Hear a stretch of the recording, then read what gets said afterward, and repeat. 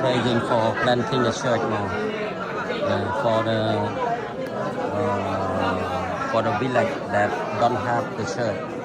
We pray for planting the church at that village that don't have the church, don't have the believer.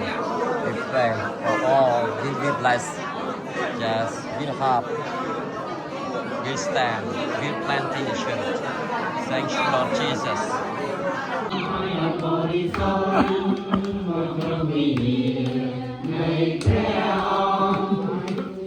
ยืนนกน้ำไฟดังบริสุทธิ์นกน้ำมีในแก้วอายังไปจงตัวแก้